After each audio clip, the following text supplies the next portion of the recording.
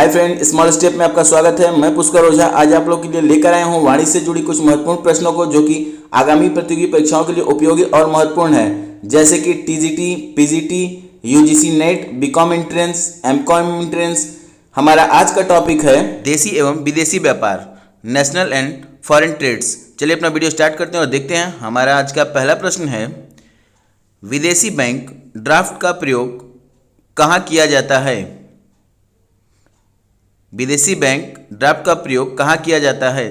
तो इसका आंसर है, विदेशी बैंक ड्राफ्ट का प्रयोग विदेशी व्यापार में किया जाता है। चलिए इसी श्रृंखला में अपने अगले प्रश्न की ओर आगे बढ़ते हैं और देखते हैं। हमारा अगला प्रश्न है, भारत सरकार की नई विदेशी व्यापार नीति की समयावधि क्या है? तो इसका आंसर है 2004 से लेकर 2009 तक, 2009 से 2014 तक और 2014 से लेकर 2019 तक। चलिए इसी श्रृंखला में अपने अगले प्रश्न की ओर आगे बढ़ते हैं और देखते हैं। हमारा अगला प्रश्न है, भारत के संचयी एफडीआई अंतर्प्रवाह में किस देश का हिस्सा सर्वाधिक होता है या सर्वाधिक है? तो इसका आंसर है मॉरिशस का। चलिए इसी श्रृंखला में अपने अगले प्रश्न की ओर आगे बढ़ते हैं और देखते हैं। हमारा अगला प्रश्न है, भारत में निर्यात आयात बैंक का मॉडल कहाँ से लिया गया है? भारत में निर्यात आयात बैंक का मॉडल कहाँ से लिया गया है? तो इसका आंसर है जापान से लिया गया है। चलिए इसी श्रृंखला में अपने अगले प्रश्न की ओर आगे बढ़ते हैं और देखते हैं। हमारा अगला प्रश्न है, जब सीमा शुल्क माल के भार के अनुसार आरोपित की जाती है तो वह क्या कहलाती है? तो इसका आंसर है, उसे विशिष्ट शुल्क कहते हैं। चलिए इसी श्रृंखला में अपने अगले प्रश्न की ओर आगे बढ़ते हैं और देखते हैं। हमारा अगला प्रश्न है, एमआरटीपी अधिनियम कब लागू किया गया? तो इसका आंसर है सन 1970 ईस्वी में। चलिए इसी श्रृंखला में अपने अगले प्रश्न की ओर आगे बढ़ते हैं और देखते हैं। हमारा अगला प्रश्न है, साख पत्र किसकी ओर से खोला जाता है? तो इसका आंसर है, साख पत्र आयातक की तरफ से खोला जाता है। चलिए इसी श्रृंखला में अपने अगले प्रश्न की ओर आगे बढ़ते हैं और देखते हैं। हमारा अगला प्रश्न है, एंटी फोर्ड ट्रेड का क्या आशय है?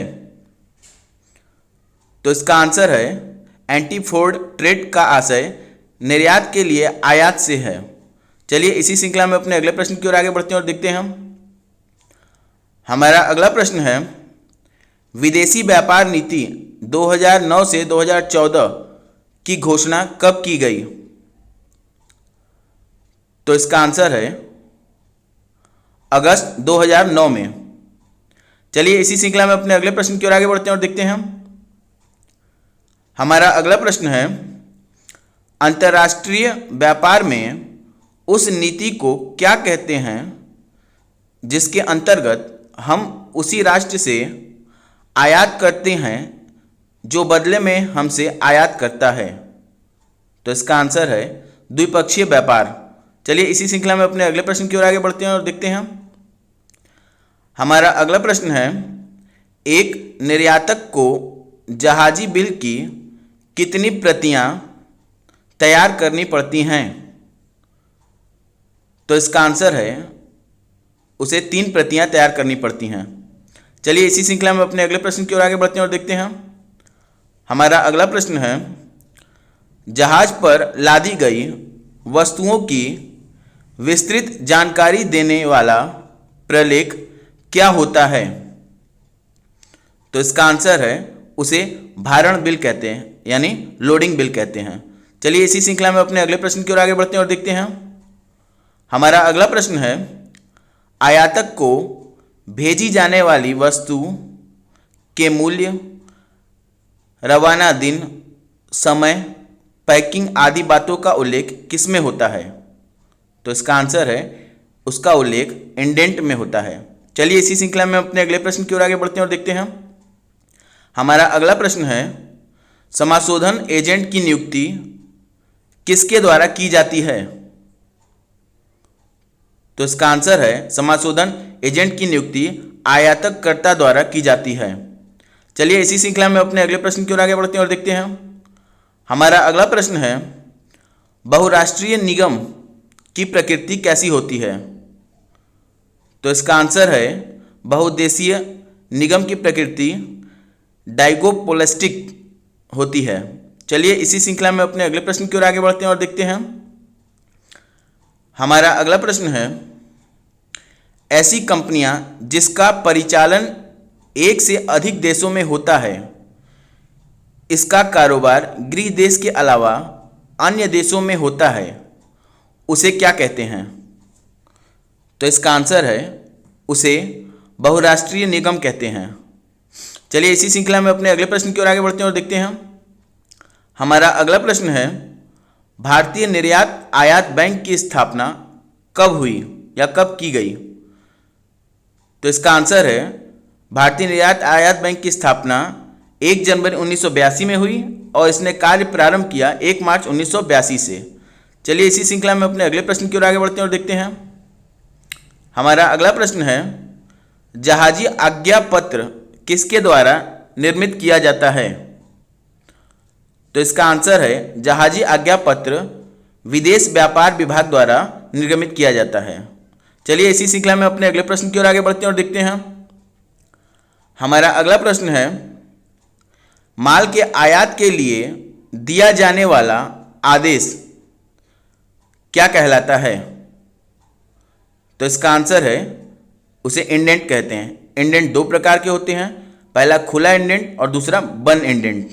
चलिए इसी श्रृंखला में अपने अगले प्रश्न की ओर आगे बढ़ते हैं और देखते हैं।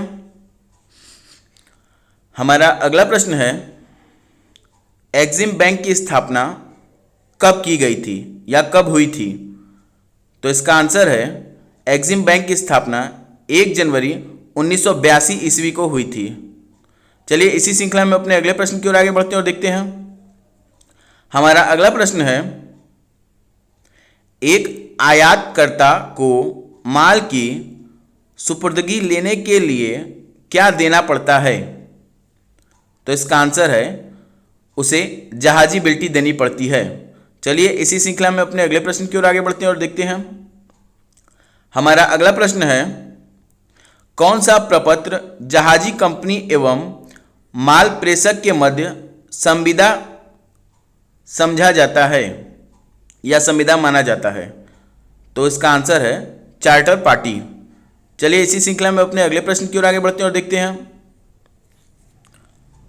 हमारा अगला प्रश्न है, शुल्क आहरण साख योजना 1976 के अंतर्गत किन निर्यातकों को माल मिलता है? तो इसका आंसर है जो 90 दिन की अवधि तक ब्याज मुक्त वित्तीय सहायता लेते हैं उन्हें। चलिए इसी श्रृंखला में अपने अगले प्रश्न की ओर आगे बढ़ते हैं और देखते हैं। हमारा अगला प्रश्न है, भारतीय निर्यात साख एवं गारंटी निगम की स्थापना कब हुई थी या कब हुई? तो इसका आंसर है 15 जनवरी 1996 ईस्वी को। चलिए इसी श्रृंखला में अपने अगले प्रश्न की ओर आगे बढ़ते हैं और देखते हैं। हमारा अगला प्रश्न है, व्यापार संतुलन को अनुकूल बनाने हेतु क्या सूत्र होता है? तो इसका आंसर है व्यापार संतुलन बराबर निर्यात माइनस आयात होता है। चलिए इसी श्रृंखला में अपने अगले प्रश्न की ओर आगे बढ़ते हैं और देखते हैं।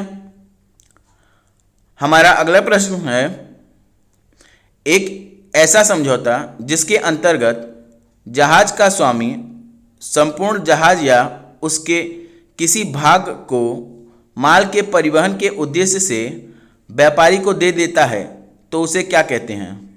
तो इसका आंसर है उसे चार्टर पार्टी कहते हैं। चलिए इसी श्रृंखला में अपने अगले प्रश्न की ओर आगे बढ़ते हैं और देखते हैं। हमारा अगला प्रश्न है, ऐसे आयात जो उत्पादन क्षमता का विस्तार करते हैं उन्हें क्या कहते हैं? तो इसका आंसर है उसे विकासात्मक आयात कहते हैं। चलिए इसी श्रृंखला में अपने अगले प्रश्न की ओर आगे बढ़ते हैं और देखते हैं। हमारा अगला प्रश्न है, दूषित जहाजी बिल्टी कब निर्गमित की जाती है? तो इसका आंसर है दूषित जहाजी बिल्टी जब माल क्षतिग्रस्त होता है तब निर्गमित की जाती है। चलिए इसी श्रृंखला में अपने अगले प्रश्न की ओर आगे बढ़ते हैं और देखते हैं। हमारा अगला प्रश्न है, मेट रसीद दिखाई जाने पर जहाजी कंपनी क्या निर्गमित करती है? तो इसका आंसर है जहाजी बिल्टी निर्गमित करता है। चलिए इसी श्रृंखला में अपने अगले प्रश्न की ओर आगे बढ़ते हैं और देखते हैं। हमारा अगला प्रश्न है, अंतर्राष्ट्रीय व्यापार उस समय संभव होता है जबकि श्रम विभाजन राष्ट्रीय सीमाओं के बाहर किए जाते हैं। यह कथन किसका है? तो इसका आंसर है प्रोफेसर हेरोल्ड का। ऐसे महत्वपूर्ण प्रश्नों के लिए मेरे चैनल को लाइक, सब्सक्राइब और शेयर जरूर करें। और हाँ मित्रों, बेल आइकन दबाना न भूलें जिससे कि मेरी नई वीडियो की अपडेट आपको मिलती रहे। धन्यवाद।